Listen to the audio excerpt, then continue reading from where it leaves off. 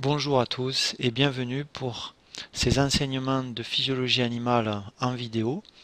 Dans le précédent chapitre, je vous avais parlé de la physiologie sexuelle du mâle, de mammifère.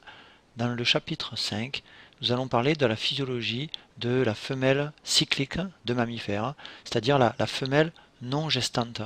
Et je vous parlerai notamment du fonctionnement des ovaires. Je vous montrerai que les ovaires sont le siège d'une production de follicules, ce qu'on appelle la folliculogénèse. Vous avez ici un follicule secondaire qui est observé sur une coupe d'ovaires.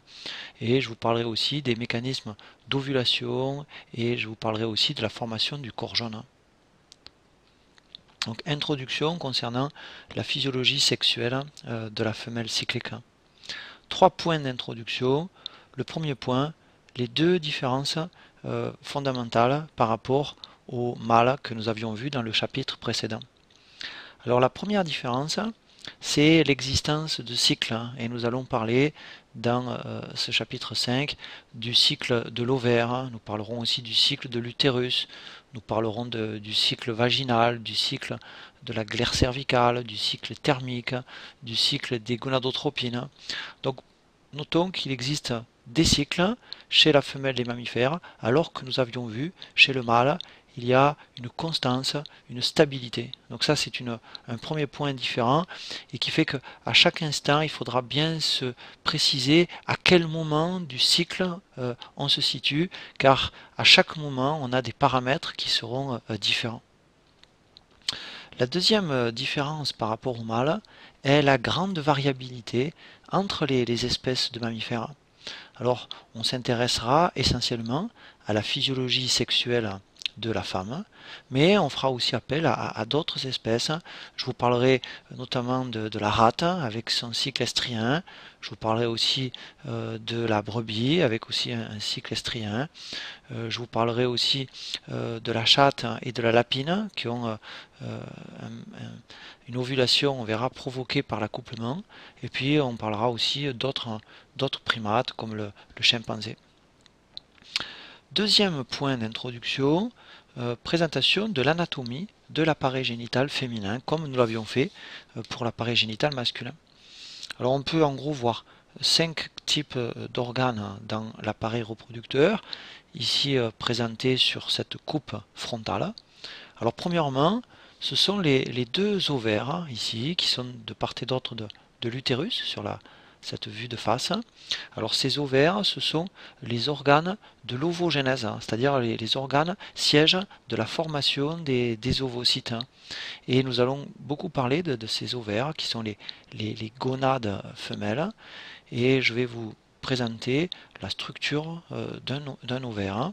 Alors l'ovaire est délimité à l'extérieur par un épithélium, donc l'épithélium ovarien avec une couche cellulaire, et puis tout le reste ensuite c'est du tissu conjonctif. Alors vous avez sous l'épithélium un conjonctif qui forme l'albuginée ovarienne. On avait vu l'existence aussi d'une albuginée dans le testicule. Vous avez ensuite la couche qu'on appelle la couche corticale, le cortex ovarien. C'est dans le cortex que se trouvent les follicules dont nous allons parler dans cette vidéo. Et puis enfin, vous avez au centre la zone médulaire, la médula ovarienne, qui est une zone très vascularisée. Donc le premier point concernant l'appareil génital, c'était la présentation des ovaires. Deuxième point, dans l'appareil reproducteur féminin, ce sont les deux trompes de Fallope. On dit parfois aussi les trompes utérines, parce qu'elles vont rejoindre l'utérus. On dit aussi que ce sont les oviductes. Alors ces deux trompes sont les organes de conduction des gamètes. On verra dans les vidéos consacrées à la fécondation, on verra le déplacement du gamète femelle et des spermatozoïdes dans ces trompes. On verra aussi le déplacement de l'œuf en segmentation dans cette trompe. Alors ces deux trompes de Fallope sont constituées chacune par 3 zones. Premièrement, un pavillon dont les franges ciliées créent un courant permettant aux gamètes femelles d'entrer dans la trompe lors de l'ovulation. Ensuite, juste en arrière du pavillon, une zone qu'on appelle l'ampoule, qui est une partie légèrement renflée de la trompe et qui constitue le lieu de fécondation. Et enfin, la partie la plus allongée, étroite des trompes, forme ce qu'on appelle l'isthme, et l'isthme va déboucher dans le corps de l'utérus, donc il va déboucher en fait dans la cavité utérine. Cet isthme sert notamment de conduit à l'œuf en cours de clivage, en cours de division. On verra aussi que les spermatozoïdes remontent dans l'isthme pour accéder à l'ampoule. Donc on a vu les ovaires, on a vu dans un deuxième temps les trompes de Fallope. Troisième point dans l'appareil reproducteur féminin, il s'agit de l'utérus. Alors l'utérus est formé principalement de cette zone qu'on appelle le corps de l'utérus. Donc voilà ici le corps de l'utérus qui est un organe creux, un organe vous voyez, qui contient une cavité, qui est la cavité utérine. L'utérus étant en fait l'organe de la gestation.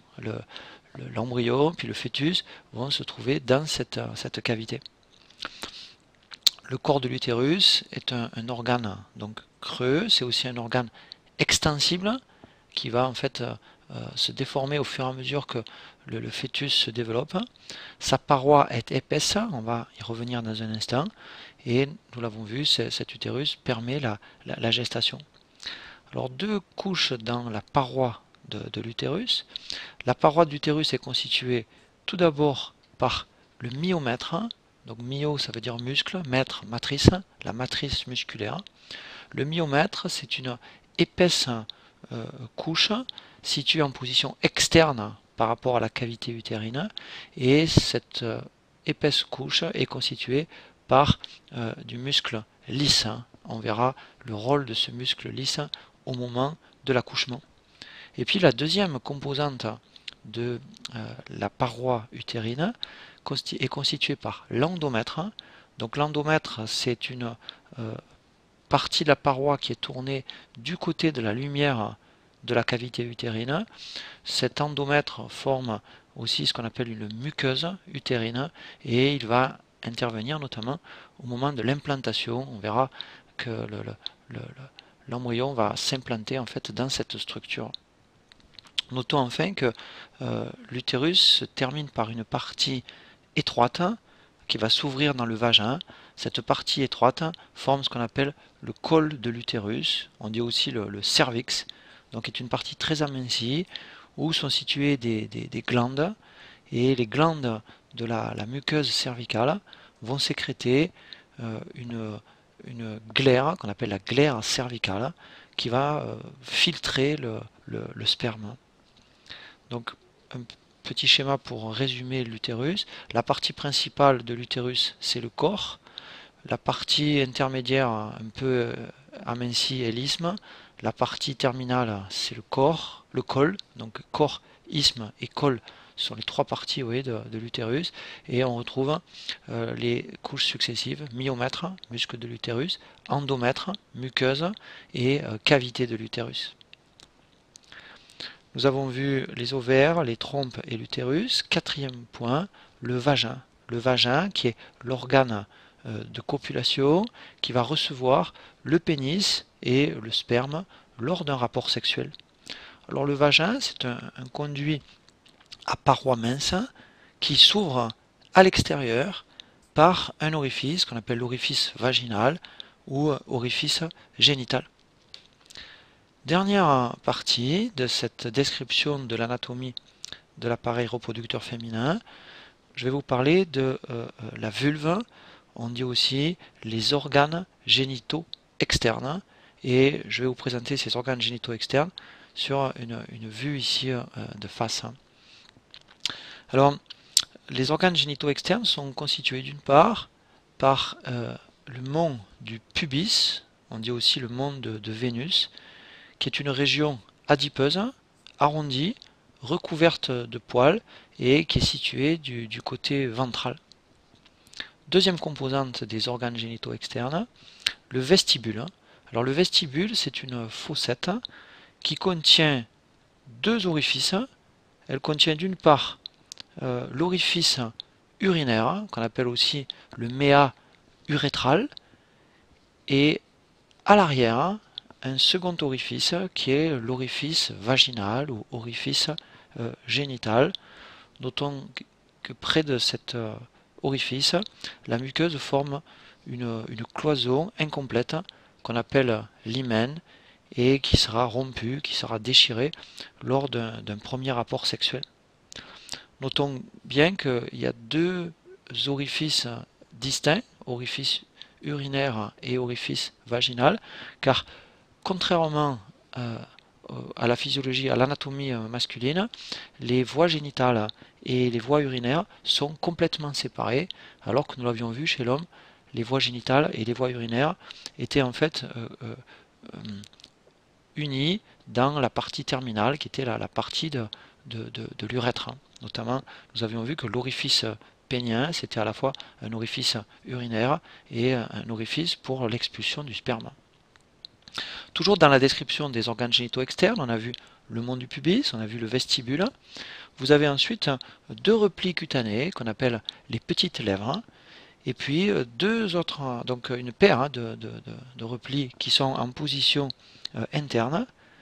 Donc replis petites lèvres en position interne, et puis deux autres replis, deux autres lèvres qu'on appelle les grandes lèvres. Donc les grandes lèvres sont en position externe. Je vous parlerai de l'origine de ces replis cutanés. Enfin, on termine avec le clitoris. Alors le clitoris, il est situé juste devant le vestibule. On est donc toujours du côté ventral ici. Et il est composé essentiellement, comme l'est le pénis, de tissu érectile. Ce tissu érectile est recouvert par le prépuce du clitoris. Le prépuce du clitoris est formé en fait par l'union des deux petites lèvres. Notons enfin que les glandes de Bartholin, qu'on appelait aussi les glandes vulvo-vaginales, sont situées de part et d'autre de l'orifice génital et elles vont sécréter dans le vestibule un mucus lubrifiant qui va faciliter l'accouplement. Le troisième point de cette introduction concerne le développement du tractus génital femelle et je vous renvoie aussi à ce qu'on avait décrit dans le développement du tractus génital mâle. Vous vous rappelez que le tractus, ce sont des voies génitales et des organes génitaux externes. On va commencer par la féminisation des voies génitales et on verra ensuite la féminisation des organes génitaux externes. Alors le point de départ, c'est l'ébauche indifférenciée du tractus génital. Jusqu'à la 7e semaine, les conduits génitaux sont indifférenciés et il coexiste deux types de canaux parallèles, les deux canaux de Wolff et les deux canaux de Müller. Et ces deux types de canaux débouchent au niveau du sinus urogénital. Et nous allons voir comment se féminisent ces tractus. Alors l'absence de testostérone va entraîner la régression par apoptose des deux canaux de Wolff. On est aux alentours de la 10e semaine et ces canaux de Wolff vont disparaître vers la 11e semaine. Et puis l'absence d'hormones antimullériennes va au contraire permettre le maintien des deux canaux de Müller et sous l'influence des estrogènes produits par les ovaires, les deux canaux de Müller vont se différencier en voie génitale féminine. Ils vont donner ces canaux de Müller, notamment les trompes, donc ou oviductes, l'utérus et la partie supérieure du vagin. Donc voilà ici un schéma qui présente la différenciation féminine des voies génitales. Donc on l'a dit, en l'absence de testostérone, les deux canaux de Wolff vont régresser et disparaître, présentés ici en pointillé. Il ne laisse en fait subsister que des vestiges non fonctionnels qui forment notamment les canaux de Gartner, qui sont des petits kystes allongés présents dans les parois latérales du vagin et de l'utérus. en présence d'hormones estrogènes, mais surtout en l'absence d'AMH, les canaux de Muller vont former les voies génitales féminines. La partie haute non fusionnée des deux canaux de Muller va donner les deux trompes avec leurs pavillons respectifs. La fusion des deux canaux de Muller dans leur partie inférieure va donner le canal utéro-vaginal qui est à l'origine de l'utérus et de la partie supérieure du vagin. Ce canal utéro-vaginal présente un renflement postérieur qu'on appelle le tubercule de Muller et qui sera à l'origine du col de l'utérus. Le sinus urogénital est à l'origine de la plaque vaginale et la plaque vaginale va se creuser d'une cavité qui est la cavité vaginale et il va former en fait la partie inférieure du vagin. Notons que le sinus urogénital est aussi à l'origine de la formation des glandes de Bartholin ou glandes vulvo-vaginales. Quelques mots maintenant sur la féminisation des organes génitaux externes et on va repartir du stade indifférencié.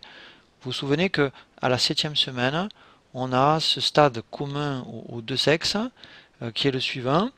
Vous avez en arrière la membrane anale qui est bordée par le repli anal. À l'avant, vous avez la membrane urogénitale qui est bordée de part et d'autre par les replis génitaux, qu'on appelle aussi les replis urétraux. L'éminence cloacale, qui était le renflement antérieur du repli cloacal, va devenir le tubercule génital. Bordant les deux replis génitaux, on trouve les bourrelets génitaux, appelés aussi les bourrelets labio-scrotaux. Donc la membrane urogénitale est finalement délimitée à l'avant par le tubercule génital et latéralement par les deux replis urétro internes et par les deux bourrelets génitaux ou labioscrotaux externes. Quelques mots sur la féminisation des organes génitaux externes. On est ici vers le 3e mois. Bien, en l'absence de testostérone, on va avoir l'évolution suivante.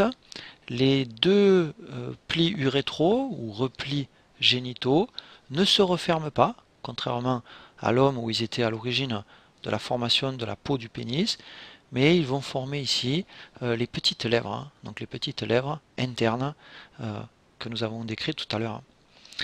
Les bourrelets génitaux ou bourrelets labioscrotaux qui, vous vous souvenez, se refermer pour former le scrotum chez l'homme, ces deux bourrelets génitaux ne se referment pas non plus et vont former les grandes lèvres.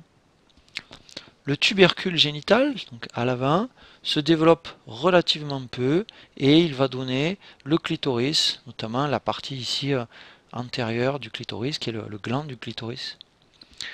Et enfin, la gouttière urogénitale va donner le vestibule de la vulve, vestibule qui contient, on l'a vu tout à l'heure, les deux orifices, le méa urétral et l'orifice vaginal. Comme nous l'avions vu dans le chapitre consacré à la physiologie sexuelle mâle, je vais commencer la description de la physiologie sexuelle de la femelle cyclique par la présentation de l'activité exocrine de la gonade femelle, donc l'activité exocrine de l'ovaire. J'ai mis guillemets, entre guillemets, exocrine, parce qu'il s'agit en fait non pas d'une sécrétion moléculaire vers le milieu extérieur, mais d'une production de cellules libérées par l'ovaire vers le milieu extérieur de l'ovaire, c'est-à-dire vers en fait la lumière des trompes. Dans ce paragraphe, on parlera aussi de la formation du follicule, on parlera de la formation de l'ovocyte, on parlera de l'ovulation et nous parlerons aussi du corps jaune. Alors, dans l'ovaire, vous avez deux phénomènes évolutifs concomitants qui ont lieu. D'une part, l'évolution de la cellule germinale, l'ovogenèse, qui vont conduire à la formation du gamète femelle. Et d'autre part, l'évolution des cellules somatiques, qui sont des cellules folliculaires, entourant la cellule germinale, et qui font l'objet d'un processus qu'on appelle la folliculogénèse. Folliculogénèse et ovogénèse sont donc deux phénomènes évolutifs qui ont lieu de façon concomitante dans l'ovaire, ce qui rend relativement complexe la présentation des événements qui se déroulent dans l'ovaire. Nous allons commencer ici par présenter, pendant la vie fœtale, la différenciation ovarienne et le démarrage du processus d'ovogénèse. Nous l'avions vu dans les vidéos consacrées au chapitre de la physiologie sexuelle mâle. Nous avions évoqué le stade indifférencié de la gonade au départ chez l'embryon. Alors le stade indifférencié, il est encadré ici, c'est ce qu'on appelle les crêtes génitales. Et ces crêtes génitales contiennent des cellules somatiques, qui sont représentées ici en rose, et des cellules germinales primordiales, qui ont colonisé l'ébauche de la gonade, qui sont représentées ici en vert, et qui sont en intense multiplication, qui se divisent par une succession de mitoses. Vous avez notamment des facteurs de croissance qui stimulent la prolifération de ces cellules. Alors, si le sexe génétique de l'embryon est XX, c'est-à-dire absence du chromosome Y, on va avoir une différenciation ovarienne. Et cette différenciation ovarienne débute lors de la 9e semaine chez la femme, c'est-à-dire de façon beaucoup plus tardive que la différenciation du testicule. Nous avions vu que la différenciation testiculaire, en présence du chromosome Y et du gène SRY, débutait lors de la 4e semaine. Alors, la différenciation ovarienne peut être présentée à une succession de deux étapes importantes.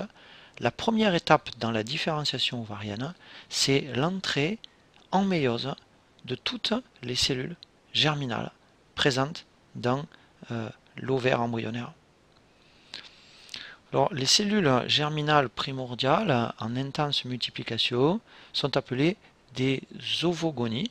Ce sont des cellules diploïdes, donc 46 chromosomes chez la femme, et une quantité d'ADN 2C, et ce sont ces cellules qui ont proliféré dans la gonade par une succession de mitoses. Et puis ces cellules vont subir la dernière réplication de l'ADN qui précède la méiose pour devenir toutes des ovocytes 1 qui sont toujours des cellules diploïdes mais qui ont une quantité d'ADN double puisque leur ADN a été répliqué. Toutes ces cellules, tous ces ovocytes 1 vont entrer en première division de méiose. Ils vont subir donc le début de cette division qui est une division réductionnelle, mais ils vont aller seulement au 4e stade de la prophase 1. Ils vont en fait se trouver bloqués, je vous expliquerai un peu plus tard pourquoi. Ils vont se trouver bloqués en diplotène, donc au stade diplotène, qui est le 4e stade, de la prophase 1 de la méiose. Et lorsque ces ovocytes 1 ont atteint le stade diplotène, eh bien, le déroulement de la méiose s'arrête. Et on a donc dans l'ovaire ici fœtal, eh bien, un stock d'ovocytes 1 qui sont tous bloqués en prophase 1. Alors, ça a une conséquence, c'est que ça signifie que contrairement à l'homme où nous avions vu que les divisions des spermatogonies se faisaient de la puberté jusqu'à la mort, ici, on a donc un arrêt définitif des divisions ovogoniales. Et donc, par rapport au mâle, il y a quelque chose qui est tout à fait en opposition, c'est qu'on a chez la femelle un stock définitif de cellules germinales, et on a au 5e mois, qui est le moment où il y a le maximum ici de cellules germinales, on a dans l'ovaire fœtal 6,5 millions d'ovocytes 1 qui sont tous bloqués en prophase 1. Alors, au fur et à mesure de l'avancée du développement du fœtus et ensuite au cours de la vie de la femme, il y a en permanence épuisement, il y a en permanence diminution, réduction du nombre de cellules germinales. Vous voyez, au 5e mois, on était à 6,5 millions. on va à partir du 5e mois avoir une chute drastique du nombre de cellules germinales.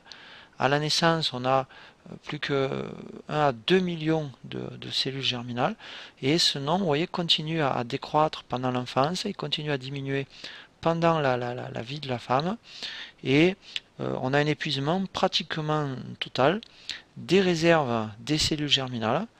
On a en fait une sorte d'épuisement du stock au moment de la ménopause, donc aux alentours de 50 ans. Notons aussi qu'il y a une autre conséquence dans cet arrêt des divisions, c'est que finalement, dans l'œuf fécondé, le matériel génétique d'origine femelle a été synthétisé pendant la vie fœtale et a donc attendu 20 ans, 30 ans, 40 ans, 50 ans. Et il y a en fait un risque notamment de trisomie 21 qui augmente après 40 ans, notamment parce que un déficit du système immunitaire de la mère ne permet plus le rejet d'œufs anormaux. Donc la première étape dans la différenciation ovarienne était l'entrée en méiose de toutes les cellules germinales. La deuxième étape est l'amorce de la folliculogénèse. On est dans un processus qui débute ici lors de la 14e semaine chez la femme. Alors ici, dans l'ovaire en cours de différenciation, on a des cellules germinales. Ces cellules germinales sont les cellules qui sont représentées en rose. Elles sont en prophase 1. Et ces ovocytes 1, bloqués en prophase 1 au stade diplotène, vont s'entourer de quelques cellules somatiques aplaties qui sont les cellules pré-granulosa, c'est-à-dire les précurseurs des cellules de la granulosa. Ce sont en fait les précurseurs des cellules folliculaires. Et ainsi, quelques cellules pré-granulosa entourant un ovocyte 1 bloqué en prophase 1 vont constituer des follicules, et donc vous allez avoir comme ça une formation de follicules. On va voir que ce sont des follicules primordiaux qu'on va trouver en fait dans le cortex de l'ovaire fœtal, la médula étant la zone surtout vascularisée. Alors voilà ici un schéma pour vous présenter ce premier stade de la folliculogénèse. Et bien, ce premier stade, ce qu'on appelle les follicules primordiaux, vous aviez l'ovocyte 1 ici, bloqué en prophase 1, qui va se trouver entouré par les cellules de la granulosa, donc les cellules qui sont des cellules aplaties en nombre relativement modeste, qui sont des cellules somatiques. Ces cellules de la granulosa, ou cellules folliculaires, sont entourées côté externe par une lame basale, qu'on appelle la lame basale de Slavjanski, qui est une matrice extracellulaire qui est sécrétée par les cellules folliculaires, et ainsi se forme ce qu'on appelle un follicule primordial. Donc un follicule primordial, c'est un ovocyte 1 plus quelques cellules de la granulosa entourées par la lame basale de Slavjanski. Nous allons faire maintenant un saut dans le temps et on va présenter chez l'adulte le processus complet de folliculogénèse. On présentera aussi l'ovulation et on parlera de la formation du corps jaune. On va démarrer sur les différents stades de la folliculogénèse observés dans une coupe d'ovaire. Alors voilà ici une coupe d'ovaire avec un schéma ici d'interprétation des observations de cet ovaire. L'ovaire de l'adulte contient dans son cortex des follicules à différents stades de maturation, ce qui permet en fait d'étudier à un moment donné les différentes phases de la folliculogénèse. On va voir, il y a tous les stades qui sont présentés ici. On parlera des follicules primordiaux, primaires, secondaires, tertiaires, etc. La folliculogénèse, c'est la succession des différentes étapes du développement d'un follicule. Notons que le processus de folliculogénèse démarre dès la vie fœtale. On l'a vu avec notamment le premier stade folliculaire. Il se poursuit ensuite après la naissance, mais c'est seulement à partir de la puberté et jusqu'à la ménopause, hein, donc dans une période chez la femme entre 12 et 50 ans, que le processus de spermatogénèse se déroule complètement. Et nous allons voir en fait les 5 stades importants de la folliculogénèse. On verra follicule primordial, puis follicule primaire, puis on verra le follicule secondaire, on verra les follicules anthromes, et enfin le follicule mûr. Un peu plus tard, je vous parlerai du corps jaune. Donc premier point, le follicule primordial, le premier stade. Alors ici, sur cette coupe d'ovaire, hein, les plus petits follicules que vous avez ici en haut à gauche, hein, sont des follicules primordiaux. Vous voyez l'ordre de grandeur par rapport à l'échelle qui est donnée ici. On a chez la femme des follicules qui sont aux alentours de 40 micromètres de diamètre. Le follicule primordial, je vous le remontre ici, c'est l'ovocyte 1 entouré de quelques cellules aplaties, appelées les cellules de la granulosa. Le deuxième stade, le follicule primaire. 4 points pour présenter ce follicule. Le premier point, sa taille. Ici, sur cette même coupe d'ovaire, on observe des follicules qui sont un peu plus gros que les follicules primordiaux. Voilà ici, ce follicule, c'est un follicule primaire. Un follicule primaire, ici aussi on a un follicule primaire. Le follicule primaire, il a une taille qui est aux alentours de 50 à 100 microns. Le deuxième point concernant le follicule primaire que vous avez présenté ici, c'est que l'ovocyte 1, toujours bloqué en prophase 1, a sécrété une lame basale, c'est-à-dire une matrice extracellulaire particulière qu'on appelle la zone pellucide, qui est une matrice à base notamment de glycoprotéines, et nous verrons que cette zone pellucide joue un rôle important au moment de la fécondation. On verra que les spermatozoïdes doivent reconnaître certaines glycoprotéines de la zone pellucide. Donc follicule primaire un peu plus gros, c'était le premier point. Le deuxième point, c'est sa lame basale. Donc il y a finalement maintenant deux lames basales.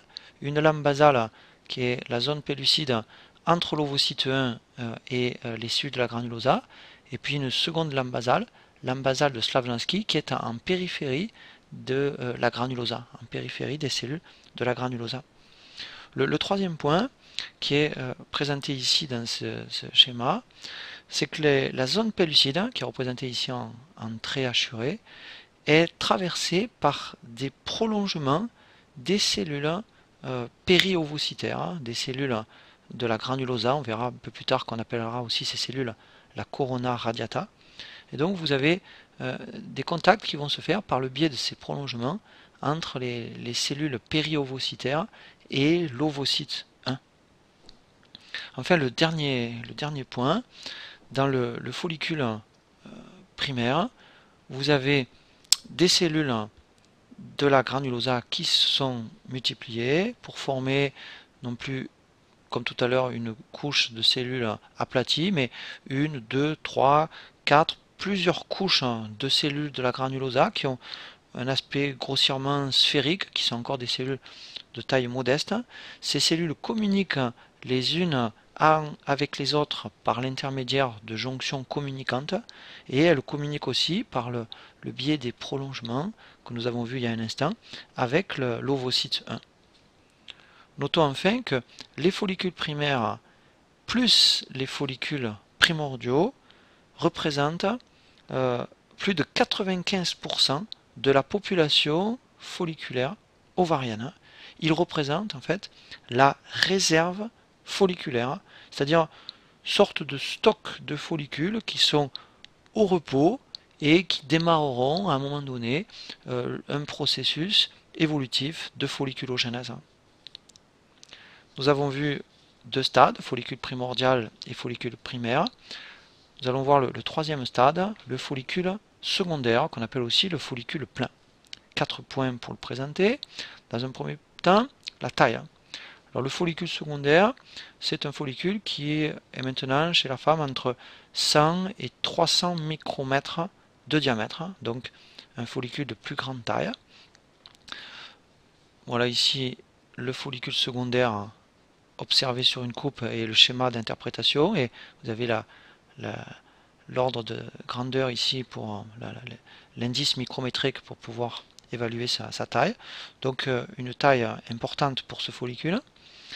Le deuxième point, c'est que les cellules de la granulosa, les cellules folliculaires, dont on voit ici les noyaux, ont subi une prolifération importante, si bien que vous avez un grand nombre de couches constituées par ces cellules de la granulosa.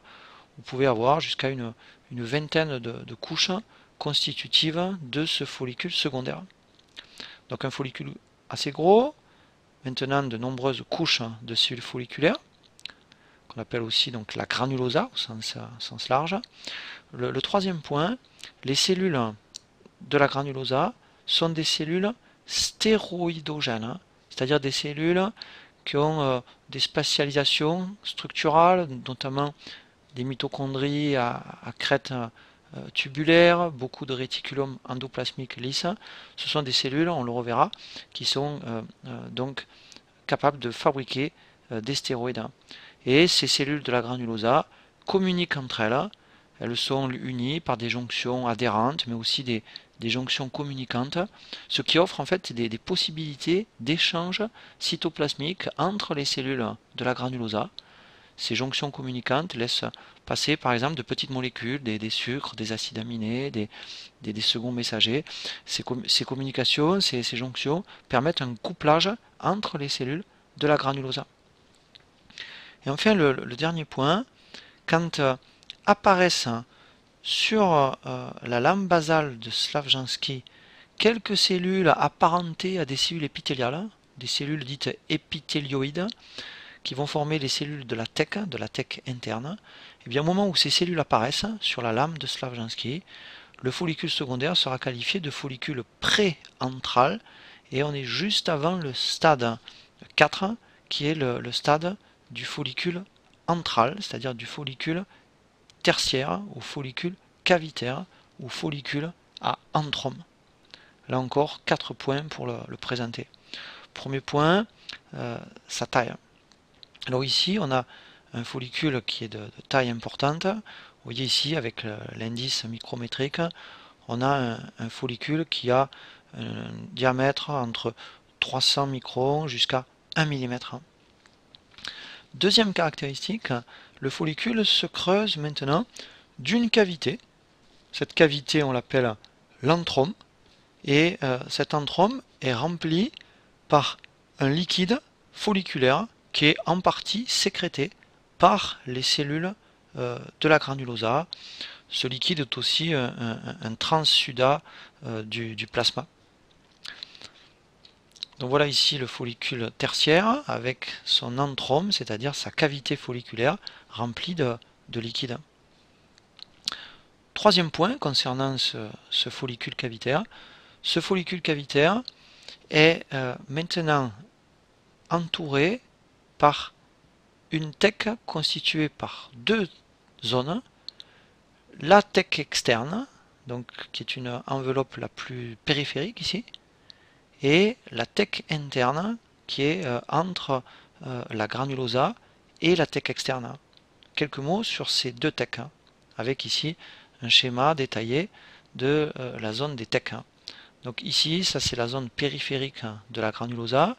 Ici, vous avez la lame basale de Slavjanski. Et puis, on va dire un mot sur les thèques. Tout d'abord, sur la thèque externe.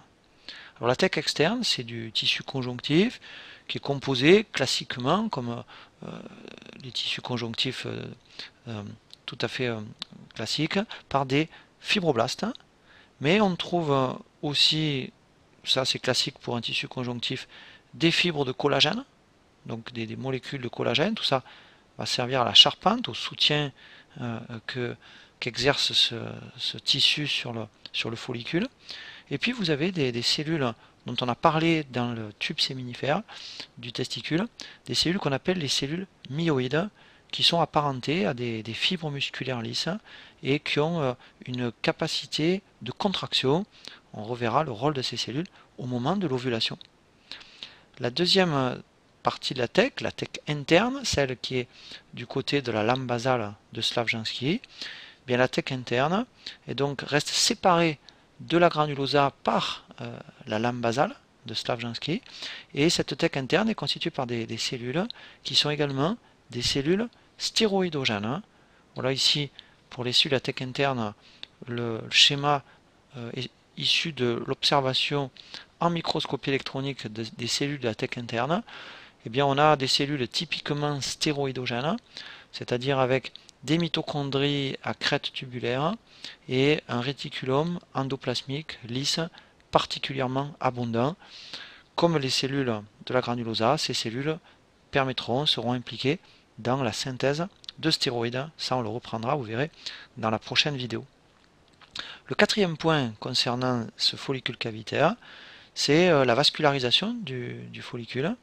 Eh bien, vous avez des capillaires sanguins qui sont des capillaires à parois fenestrées qui vont irriguer la thèque, donc thèque externe, thèque interne, mais qui ne pénètrent pas à ce stade dans la granulosa. Ils sont arrêtés ici par la lame basale de Slavjanski. Donc seules les thèques sont irriguées, mais pas la zone de la granulosa du follicule. Alors je vous rappelle que les capillaires fenestrés, ce sont des capillaires dont la paroi est percée de pores ou de fenestration. Nous avions eu l'occasion de voir des capillaires fenestrés, par exemple, au niveau rénal. On avait vu les capillaires glomérulaires avec des fenestrations. Le dernier stade, c'est le follicule mûr ou follicule de De Graaf, qui constitue donc le stade ultime de la folliculogénèse. Premier point concernant ce follicule, c'est sa taille considérable. Le follicule de De Graaf peut aller jusqu'à 2,5 cm chez la femme, et il est formé alors par plus de 50 millions de cellules de la granulosa. Alors trois raisons qui expliquent la grande taille de ce follicule cavitaire. Premièrement, le follicule a subi dans sa partie granulosa une prolifération intense, et donc les cellules de la granulosa se sont divisées. On expliquera plus tard sous quel contrôle, sous quels inducteurs, et cette prolifération intense des cellules de la granulosa aboutit à un nombre considérable de cellules. On a dit plus de 50 millions de cellules de la granulosa dans le follicule mûr. La deuxième raison qui explique la grande taille de ce follicule, c'est le développement considérable de l'antrome par l'accumulation d'une grande quantité de liquide folliculaire. Alors ce liquide folliculaire va participer aux étapes finales de la maturation de l'ovocyte, et ce liquide présent dans l'antrome va également jouer un rôle dans le transport de l'ovocyte au moment de l'ovulation, un peu comme le liquide sertolien produit par les cellules de Sertoli du testicule joue un rôle dans le transport des spermatozoïdes et dans la spermiation, c'est-à-dire dans leur évacuation hors du testicule vers l'épididyme. Ce liquide, qui est l'antrome, contient beaucoup de facteurs. Il contient notamment de très grandes quantités d'estradiol, qui est le principal estrogène, 250 fois plus d'estrogène ici que dans le sang lors de l'ovulation. Or, dans le sang lors de l'ovulation, c'est le moment où il y a le maximum d'estrogène chez la femme, donc des quantités énormes d'estrogène, mais attention, on n'est pas ici dans le compartiment sanguin. Et puis ce liquide contient aussi des nutriments, contient des acides aminés, du glucose, des lipides, il contient des facteurs de croissance, des enzymes, il contient de l'inhibine, des protéines, etc. Donc plein de facteurs présents ici dans ce liquide.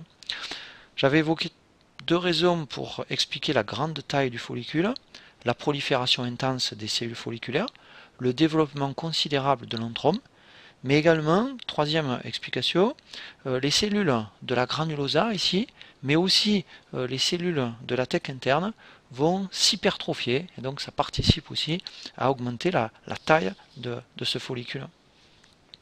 Alors notons ici que vous avez une couche particulière de cellules qu'on avait déjà évoquée tout à l'heure, qui est une couche unique de cellules qu'on appelle la corona radiata, qui est la couche de cellules péri-ovocytaires qui adhèrent fortement à l'ovocyte. Donc c'est cette couche ici là, et c'est cette couche de cellules qui est en communication en fait avec l'ovocyte par le biais des prolongements cellulaires dont j'ai parlé tout à l'heure. Donc rappelez-vous, les prolongements des cellules de la corona radiata traversent la zone pellucide et viennent adhérer à la membrane de l'ovocyte. Notons également que le massif de cellules de la granulosa qui entoure l'ovocyte forme le cumulus oophorus, une sorte de nuage cellulaire qui porte l'ovocyte ici. Ce cumulus oophorus relie en fait l'ovocyte et sa corona radiata au reste de la granulosa. L'ovocyte, entouré de son cumulus, fait saillie dans l'antrome. Et vous avez ici voilà, l'ovocyte avec son cumulus. Et cet ovocyte entouré du cumulus se retrouve en fait suspendu dans le liquide folliculaire. Et il ne reste connecté à la ceinture périphérique de cellules de la granulosa que par un petit pédicule de cellules folliculaires qui est pointé ici par la flèche noire. Alors on a terminé la description des différents stades, des 5 stades de la folliculogénèse. On va dire un mot sur l'atrésie folliculaire. En effet, pratiquement tous les follicules, c'est-à-dire plus de 99,9% des follicules, vont involuer, c'est-à-dire vont subir une atrésie folliculaire à tous les stades de la folliculogénèse, que ce soit au stade primordial, primaire, secondaire, antral. Tous ces follicules vont, dans la vie de la femme, à un moment donné, pouvoir subir ce processus de régression folliculaire qui ensuite se prolonge par la disparition complète du follicule. Cette atrésie touche tous les follicules, ou disons la plus grande partie des follicules, de la vie fœtale jusqu'à la ménopause. Et du coup, on va avoir au fur et à mesure une diminution du nombre de follicules au cours de la vie de la femme. Je vous donne ces quelques chiffres. On avait vu qu'il y avait 6,5 millions de cellules germinales au cinquième mois de vie fœtale, c'est-à-dire au moment où on avait des follicules primordiaux. Eh bien, on aura 1 à 2 millions de follicules à la naissance, donc on en a perdu plusieurs millions. 300 000 follicules à la puberté, donc il y en a plein qui ont subi une atrésie folliculaire. Et finalement, on aura seulement 3 à 400 follicules mûrs, c'est-à-dire 3 à 400 follicules qui aboutissent au stade terminal et qui sont finalement les seuls follicules parmi les millions de follicules produits initialement qui auront échappé au processus d'atrésie folliculaire. Alors on a montré que dans les follicules primaires, dans les follicules préantraux, l'atrésie débutait par l'entrée en apoptose de l'ovocyte, et on a montré aussi que dans les follicules antromes, c'est une augmentation du taux d'apoptose dans les cellules de la granulosa qui est le premier signe observable de l'atrésie. Nous venons de voir que le processus complet de folliculogénèse aboutit à la formation d'un follicule mûr. L'étape suivante est l'étape d'ovulation. Et nous allons voir que des remaniements vont aboutir à la rupture du follicule mûr. Voilà ici sur ces 4 photographies une succession chronologique des étapes de l'ovulation. Vous avez en fait un follicule mûr qui est avec une grande cavité antrale et qui contient beaucoup de liquide folliculaire, qui est en train ici de déformer localement la paroi de l'ovaire, qui fait saillie ici à la surface de l'ovaire. Et ce follicule mûr va finir par s'ouvrir. Il y aura aussi une rupture de la paroi ici ovarienne à l'apex de ce follicule mûr, ce qui va conduire à la libération hors de l'ovaire du liquide folliculaire, mais également de l'ovocyte entouré par son cumulus.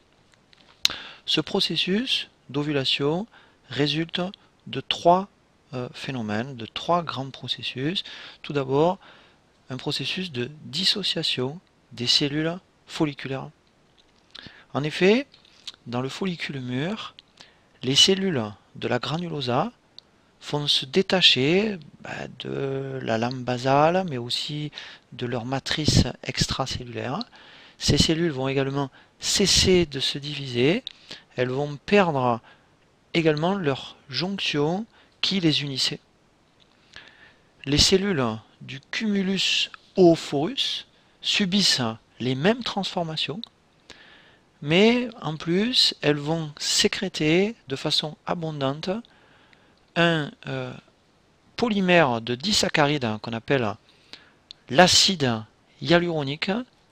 L'acide hyaluronique, c'est un polymère de disaccharides composé d'acide D-glucuronique et de N-acétylglucosamine.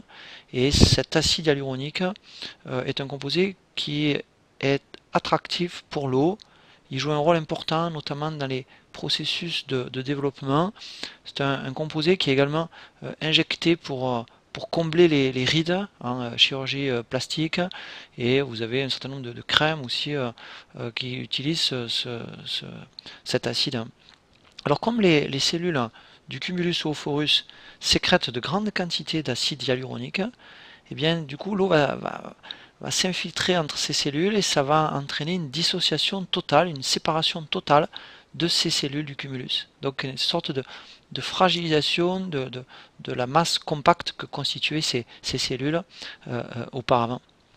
Notons que seules les cellules de la corona radiata et les cellules les plus internes du cumulus oophorus sont encore plus ou moins adhérentes à l'ovocyte et vont être en fait libérées en même temps que l'ovocyte au moment dans l'antrome. Donc voilà ce qui est libéré dans l'antrome. Vous avez ce qu'on appelle le complexe cumulo-ovocytaire, qui est un ensemble formé par l'ovocyte plus des cellules folliculaires qui sont encore adhérentes à l'ovocyte, c'est-à-dire les cellules de la corona radiata et les cellules les plus internes du cumulus oophorus qui adhèrent encore plus ou moins à la corona radiata. On a vu des processus de dissociation cellulaire.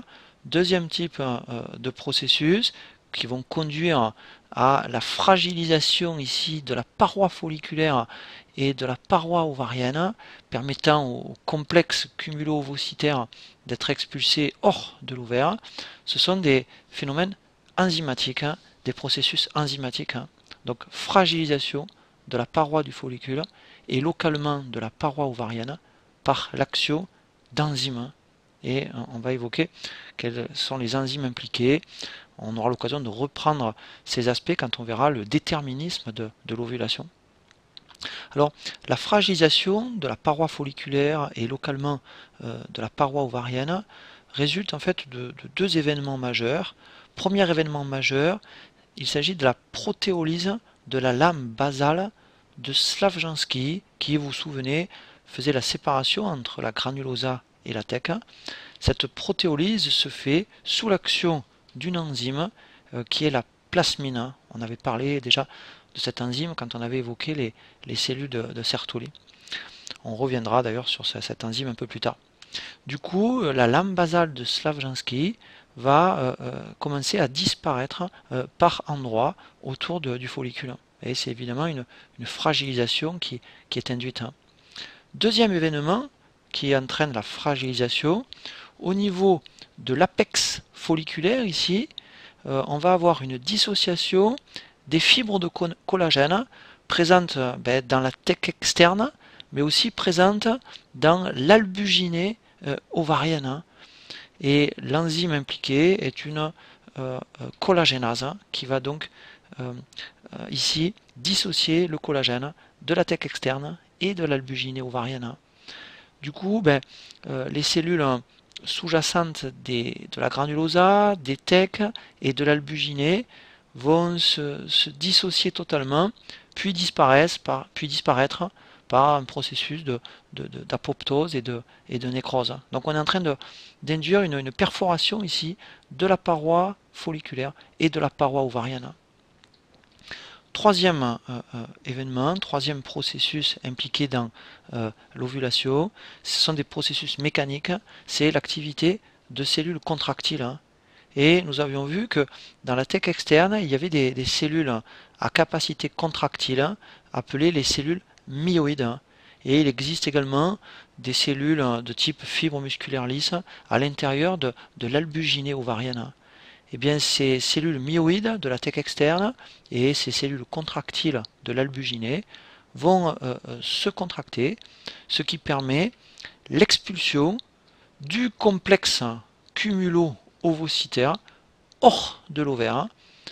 Et notons que les cellules du cumulus vont constituer sorte d'ensemble visqueux collant qui facilite son adhésion au pavillon et aux trompes.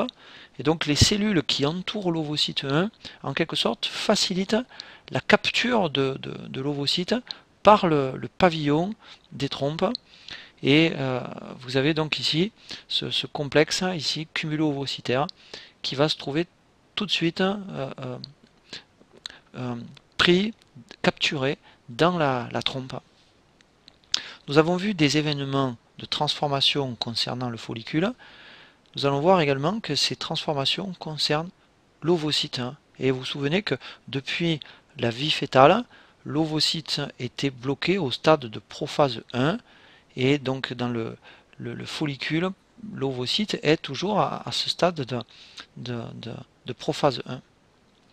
Alors quelques heures avant l'ovulation, dans le follicule mûr, on est chez la femme à environ 24 heures avant l'ovulation, l'ovocyte 1 va reprendre sa méiose ovocytaire, c'est-à-dire qu'il était bloqué en prophase 1 au stade diplotène depuis la vie fœtale, et là, il va enfin terminer sa première division de méiose, c'est-à-dire sa division réductionnelle, pour donner naissance à deux cellules, d'une part à un premier globule polaire, qui est une cellule haploïde, puisque la division réductionnelle a séparé les chromosomes homologues. C'est une cellule donc chez la femme à 23 chromosomes. Elle a plus que 2 C ADN, puisqu'on a séparé les chromosomes homologues. C'est une petite cellule qui a récupéré très peu du cytoplasme de l'ovocyte 1, et cette cellule est sans devenir. Et par contre, la deuxième cellule issue de la division réductionnelle est l'ovocyte 2, qui est donc toujours une cellule haploïde avec 2 C ADN, mais cette cellule est aussi grande que l'ovocyte 1, elle a récupéré finalement tout le cytoplasme, ou la plus grande partie du cytoplasme de l'ovocyte 1. Alors cet ovocyte 2 va en fait démarrer dans ici le follicule mûr, un tout début il va démarrer la deuxième division de méiose, la division équationnelle, et pour des raisons qu'on verra un peu plus tard, son évolution méiotique va se trouver à nouveau bloquée au stade de la métaphase 2, on dit aussi au stade de la métaphase équationnelle, puisqu'on est dans la division équationnelle de la méiose. Et du coup, la cellule qui est expulsée par l'ovaire au moment de l'ovulation est un ovocyte 2 bloqué en métaphase 2. Cette cellule, c'est le gamète femelle, c'est cette cellule qui sera fécondée. Alors du coup, on va présenter un petit peu le gamète féminin, l'ovocyte 2 ici. Donc nous venons de voir que le gamète femelle, c'était un ovocyte 2, qu'il était émis lors de l'ovulation. C'est une cellule haploïde qui contient 23 chromosomes, c'est-à-dire 22 autosomes et un chromosome X, et ces chromosomes sont présents sous la forme d'une plaque métaphasique. On est en métaphase 2 ici. Au cours de l'ovogénèse, un accroissement important de l'ovocyte s'est produit. Son diamètre est passé de 15 à 120 micromètres, donc c'est une grande cellule, et elle a conservé l'essentiel de son cytoplasme lors, on l'a dit, de la première division de méiose. L'ovocyte 2 est une cellule relativement peu active sur le plan métabolique. En effet, ces mitochondries, qui sont assez abondantes, sont des mitochondries pauvres en crête, donc faible capacité à synthétiser de l'ATP. Les ribosomes sont très nombreux dans le cytoplasme, mais pour la plupart, ils sont en monoribosome et non pas en polyribosome, donc ils ne sont pas en activité de traduction. Il y a peu de réticulum endoplasmique dans la cellule. Par contre, on a d'abondants ARN messagers, qu'on appelle les ARN messagers maternels, qui sont stockés, mais qui pour l'instant ne sont pas traduits. En fait, ils n'ont pas la queue de poly-A, ils ne sont pas polyadénylés, et donc pour le moment, ils restent quiescents, ils restent non traduits. Cette réserve d'ARN messagers maternels est destinée à assurer l'autonomie des premiers stades du développement. Donc, le gamète femelle, c'est une cellule plutôt ralentie d'un point de vue métabolique, mais l'activité métabolique de l'ovocyte 2 démarrera au moment de la fécondation. On le reverra dans le chapitre consacré à cette fécondation. Regardons un petit peu les enveloppes de l'ovocyte. L'ovocyte 2 est entouré tout d'abord par un espace qui est l'espace périvitellin, qui est ici en clair, qui est entre la cellule et la zone pellucide.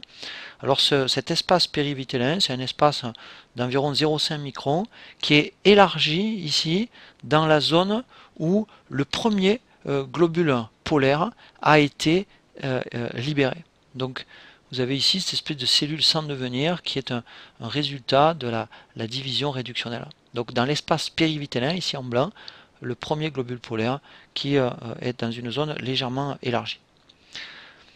L'ovocyte 1 est ensuite entouré par une zone pellucide épaisse, qui est représentée ici en noir, qui est entre 10 et 15 microns, qui jouera un rôle important au moment de la fécondation. Et puis, cette zone pellucide est elle-même entourée par quelques couches de cellules péri-ovocytaires, c'est-à-dire les cellules de la corona radiata, plus les couches les plus internes du cumulus oophorus. Seulement 2 couches de cellules péri-ovocytaires ont été représentées ici, mais on peut avoir un peu plus que ces 2 couches. Les espaces entre les cellules péri-ovocytaires ont été élargis. Souvenez-vous, il y a présence d'une matrice extracellulaire riche en acide hyaluronique et ces espaces intercellulaires vont favoriser la pénétration des spermatozoïdes lors de la fécondation. La membrane ovocytaire forme également des microvillosités dont la densité a augmenté au fur et à mesure de la maturation de l'ovocyte, c'est-à-dire au fur et à mesure de la folliculogénèse.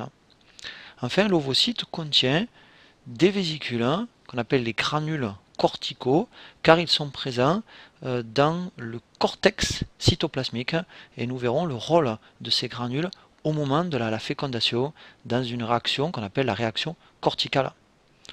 Alors ce complexe cumulo-ovocytaire, donc le gamète féminin plus les quelques cellules arrachées au follicule, ce complexe forme un amas visqueux de plusieurs millimètres de diamètre qui est capté, on l'a dit, par le pavillon de la trompe, qui est conduit ensuite jusqu'à l'ampoule. L'ampoule, nous l'avons vu, c'est le lieu de la fécondation.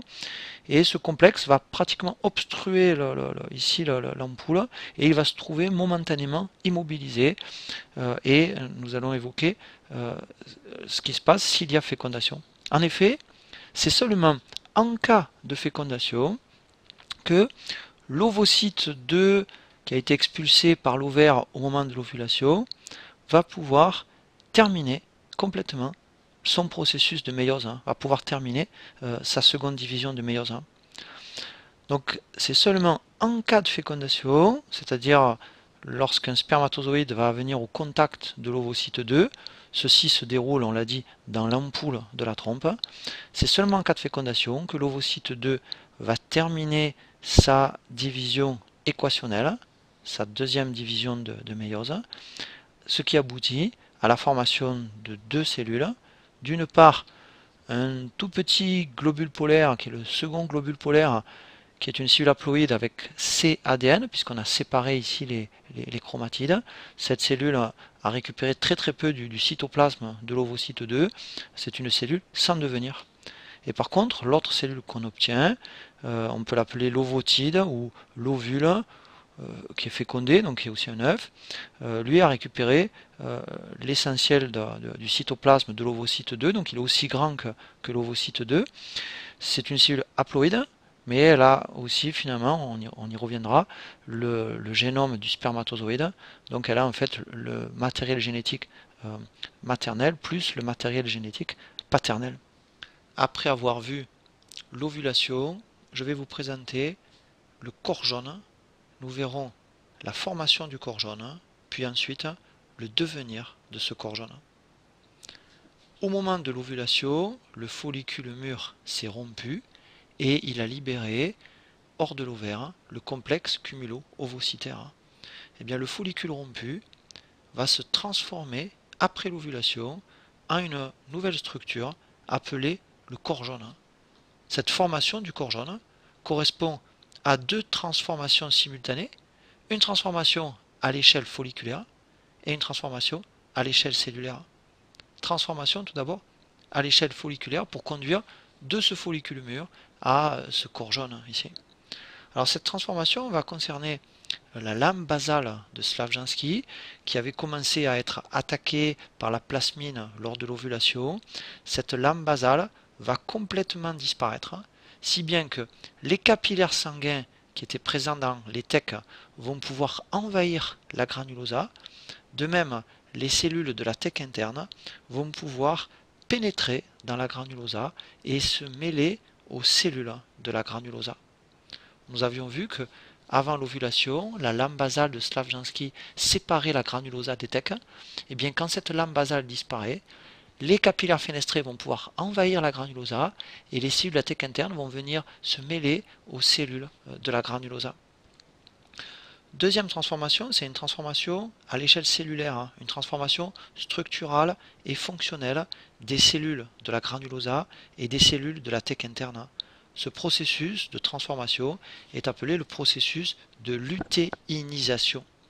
Les cellules de la thèque interne et de la granulosa vont notamment augmenter de volume, elles vont accumuler du réticulum lisse, beaucoup de lipides, un pigment également, et elles vont conduire à la formation d'un type cellulaire nouveau qu'on appelle la cellule lutéale, qui est une cellule à activité toujours stéroïdogénique. Alors chez certaines espèces, notamment chez les bovins, les cellules lutéales se chargent en pigment jaune.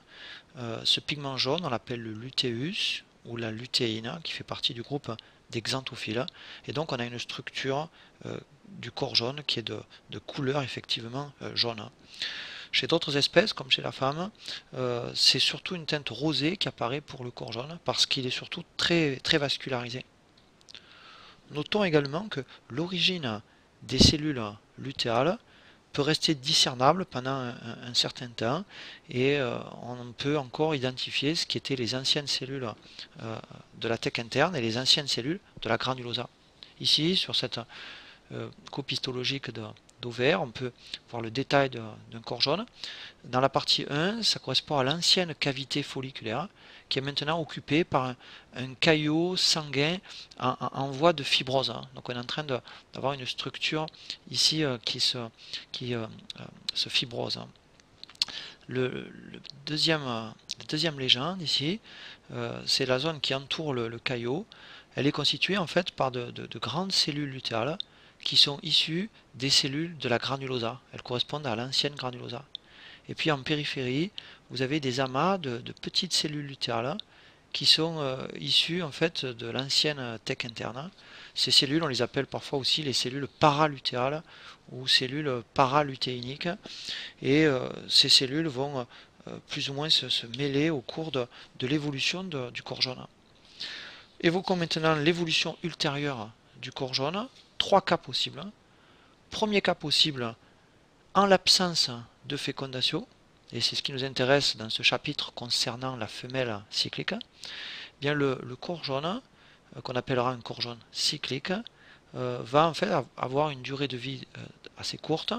Par exemple, chez la femme, eh bien, le corps jaune âgé seulement d'une dizaine de jours va rapidement régresser au cours d'un processus qu'on appelle le processus de lutéolyse, et il ne subsistera de ce corps jaune qu'une masse de tissu cicatriciel qu'on appelle le corps blanc ou corpus albicans, et ce corps blanc sera progressivement détruit dans l'ovaire par des globules blancs. La deuxième possibilité, c'est qu'il y ait une gestation. Donc ça signifie qu'il y a une fécondation et un embryon qui va s'implanter dans la muqueuse utérine. Dans ce cas de figure, on le reprendra dans le chapitre 6, le corps jaune, qu'on appellera un corps jaune gestatif ou corps jaune gravidique, va se trouver maintenu pendant soit la totalité de la gestation, soit pendant une partie seulement de la gestation. Ça dépendra des espèces. Dans l'espèce humaine, c'est une partie seulement de la gestation. La troisième possibilité, c'est le cas de la rate, par exemple, le cas de la lapine. C'est ce qui se passe en cas d'accouplement stérile, c'est-à-dire accouplement mais sans fécondation. À ce moment-là, il y a formation d'un corps jaune dit de pseudo-gestation, dont la durée de vie est supérieure à celle du corps jaune cyclique, mais dont la durée de vie est inférieure à celle du corps jaune de gestation.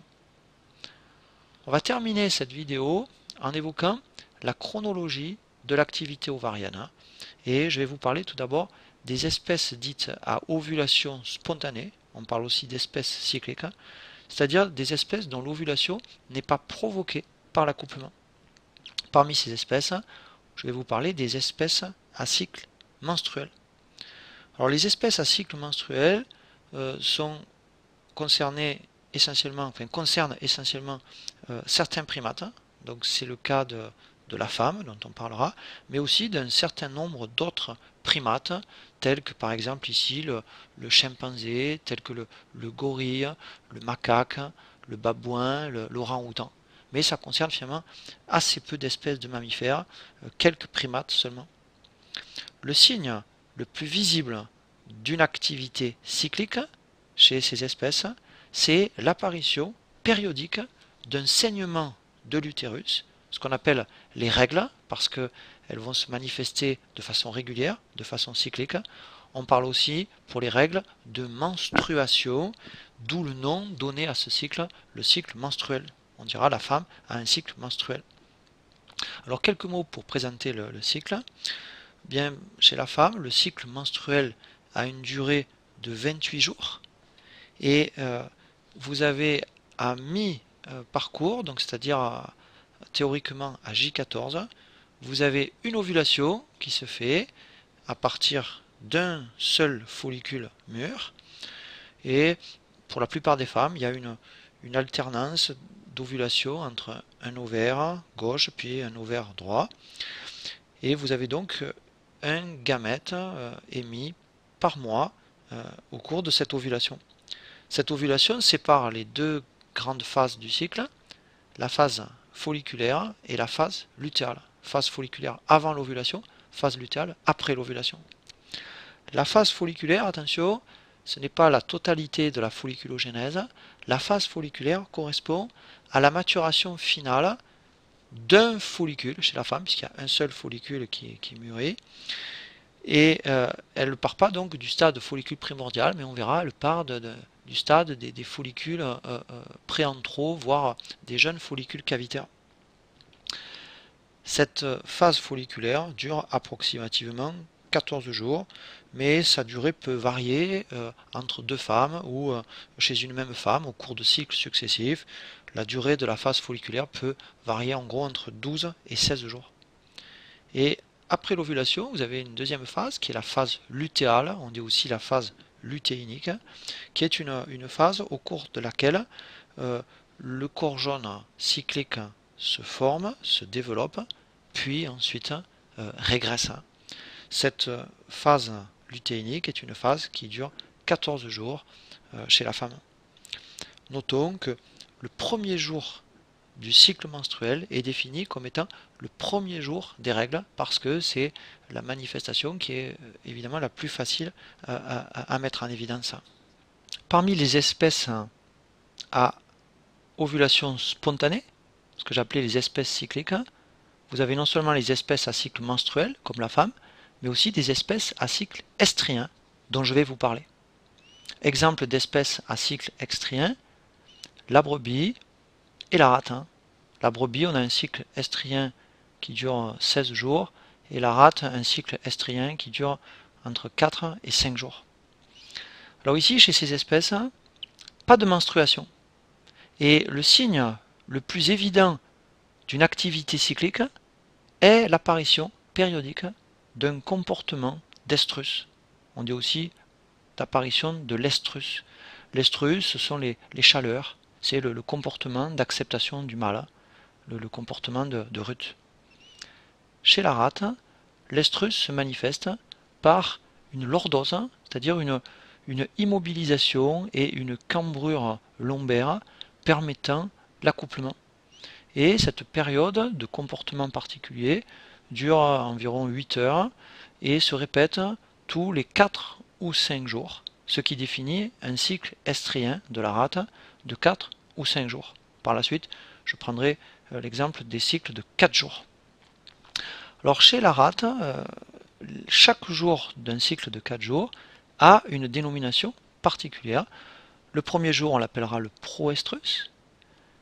Ensuite, on a l'estrus, donc on verra qui correspond à l'estrus comportemental. Les 2 jours suivants, on les appelle les diestrus 1 et diestrus 2, donc D1 et D2. Et l'ensemble de ces 2 jours est aussi appelé le métestrus. Sur ce graphe sont représentés l'évolution des taux d'hormones au cours du cycle estrien de la rate et nous aurons l'occasion de commenter progressivement ce document dans la prochaine vidéo. Je voulais simplement vous montrer les 4 jours du cycle estrien qui sont pointés ici, proestrus, estrus, diestrus 1, diestrus 2, et puis on va juste regarder la courbe d'évolution d'une hormone qui est la progestérone ici, donc ce tracé il va nous servir dans un instant. Alors en fait, le moment de l'ovulation est pointé ici par l'axe rouge. L'ovulation se fait le matin du jour de l'estrus. Et le comportement d'estrus, lui, démarre en fait pendant la nuit du proestrus et se poursuit jusqu'au matin de l'estrus. L'ovulation, c'est ici une polyovulation, c'est-à-dire qu'il y a plusieurs follicules qui arrivent à terme et qui libèrent leur ovocyte 2, contrairement à la femme où on avait une mono-ovulation. Avant l'ovulation, on a la phase folliculaire, c'est-à-dire la phase de maturation finale de plusieurs follicules, ici, chez la rate. Et puis ensuite, après l'ovulation, on a la phase lutéale. Donc la phase lutéale, elle dure environ 2 jours, ou 3 jours si le cycle est un cycle de 5 jours. Et pendant cette phase lutéale, vous avez plusieurs chorjones cycliques qui vont se former et qui vont avoir une activité fonctionnelle qui se traduit ici par la production de progestérone. Et puis cette activité fonctionnelle est très rapidement interrompue. Ces chorjones ont une activité d'environ ici un jour vraiment d'activité forte, et ensuite cette activité va chuter et ces chorjones vont régresser, mais lentement, si bien que plusieurs populations de chorjones d'âge différents peuvent être visibles dans l'ovaire de la rate.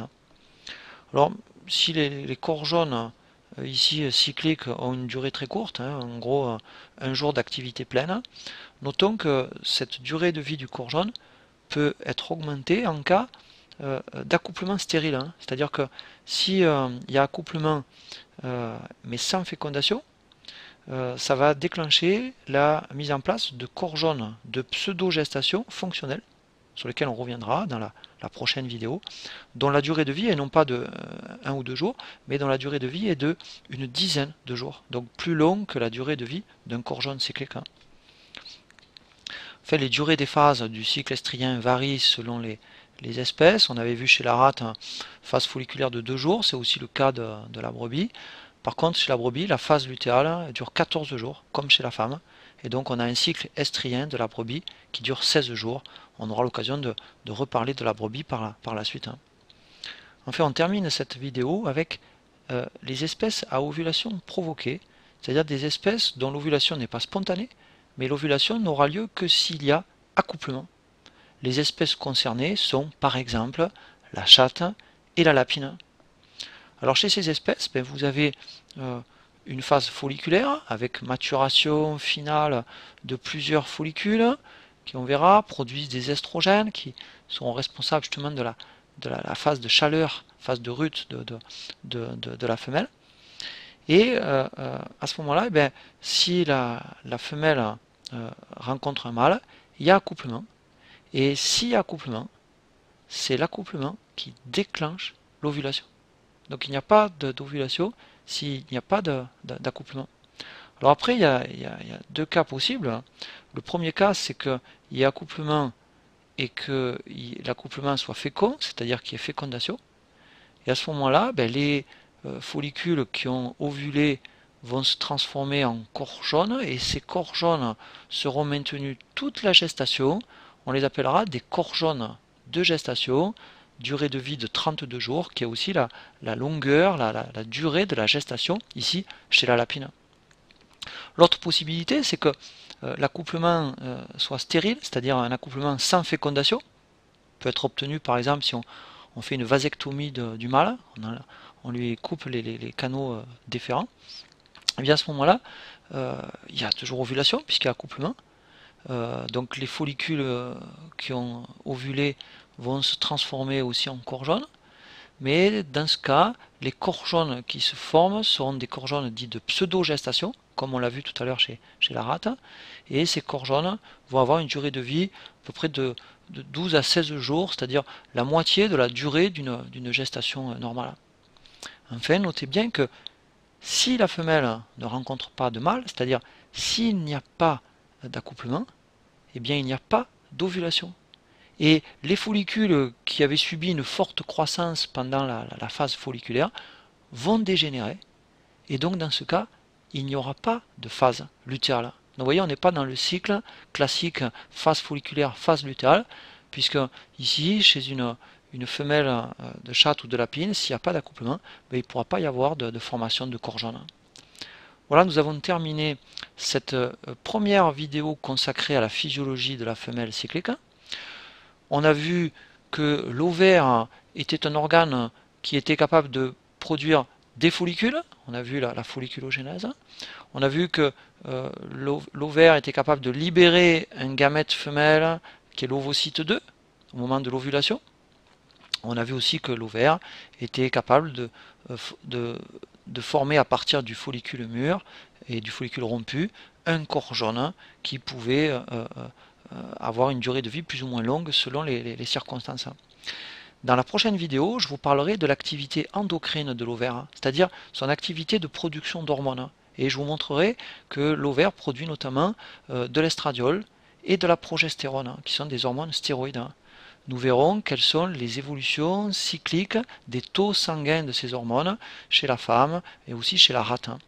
Et puis nous verrons ensuite que ces stéroïdes ovariens ont des cellules cibles sur lesquelles elles vont induire un fonctionnement cyclique.